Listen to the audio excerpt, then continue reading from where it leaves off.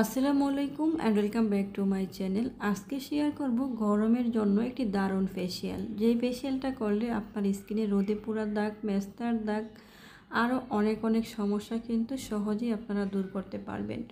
গরম আসলে আমাদের স্কিনটা কালো হয়ে যায়, রোদে পুড়ে স্কিনে মেস্তার দাগ পড়ে যায়, রোদে পুরা দাগ পড়ে স্কিন কুচকিয়ে যায়, আরও অনেক সমস্যা কিন্তু দেখা দেয়। আজকে এই ফেসিয়ালটা যদি আপনারা ঘরে বসে করেন, সমস্ত সমস্যা থেকে কিন্তু মুক্তি পাবেন।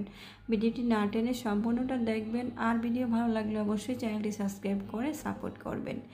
এখানে দেখতে পাচ্ছেন একটি পাতিলে কিন্তু আমি ভাত বসিয়ে দিয়েছি, আর এই ভাতটা কিন্তু আমাদের বাসায় প্রতিদিনই রান্না করা হয়, সবার বাসায় হয়। তো ভাত রান্না করার পর আমরা কিন্তু ভাতের মারটা ফেলে দিই। ভাতের মার দিয়ে কিন্তু আপনারা স্কিনের যত্ন খুবই সহজে নিতে পারেন। তো যখন ভাতটা একদমই হয়ে আসবে, তখনই কিন্তু উপর থেকে কিছুটা ভাতের মার আমি সরিয়ে এরকম একটি মগে আলাদা করে নিচ্ছি। আপনারা চাইলে ভাত রান্না করার পরেও মারটা রেখে দিতে পারবেন, কোনো সমস্যা নেই। তবে এইভাবে রেখে দিলে তারপরে কিন্তু মারটাকে ঠান্ডা করে ফ্রিজে রেখে একদমই ঠান্ডা করে নিতে হবে। তো এখানে আমার যতটুকু প্রয়োজন আমি ততটুকু উঠিয়ে নিলাম, তারপরে এটাকে ফ্রিজে রেখে আমি একদমই ঠান্ডা করে নিয়েছি।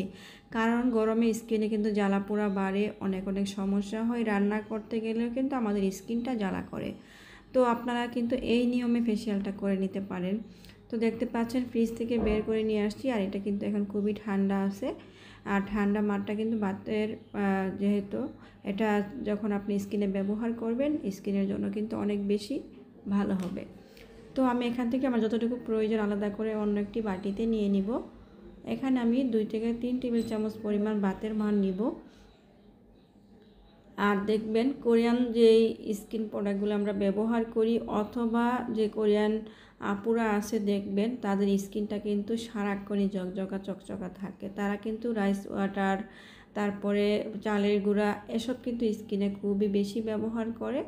আপনারা কিন্তু একটু দেখে নিতে পারেন। তারপর এখানে আমি 2 টেবিল চামচ পরিমাণ গরুর কাঁচা দুধ মিশিয়ে নিলাম। গরুর কাঁচা দুধটা কিন্তু অবশ্যই এখানে ব্যবহার করার চেষ্টা করবেন।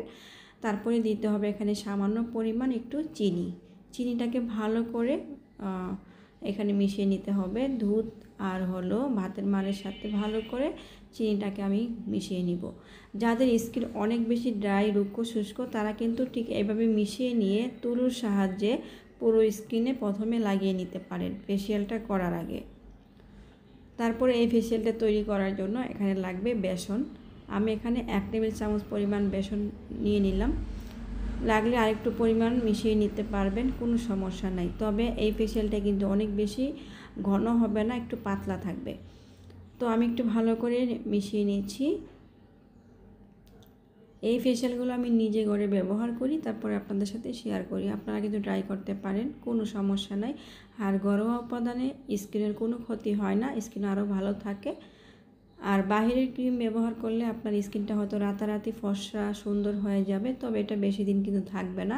কিছুদিন পরে আপনার স্কিনে এত সমস্যা দেখা দেবে যেটা আপনি কল্পনাও করতে পারবেন না।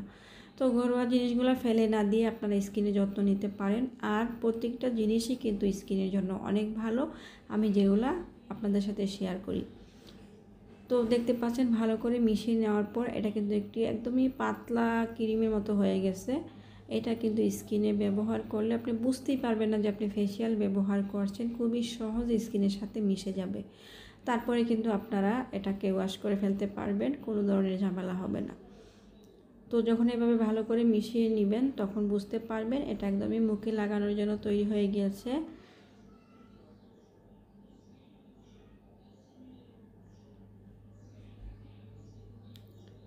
তো এইভাবে লাগিয়ে নেওয়ার পর দেখবেন আমি আপনাকে হাতে লাগিয়ে দেখিয়ে দিচ্ছি, খুবই সহজ। আর এটা একেবারে ঠান্ডা একটি স্কিনে দেখায় যে আপনার মানে অনেক ভালো লাগবে ফেসিয়ালটা করার সময়, কারণ এটা অনেক ঠান্ডা।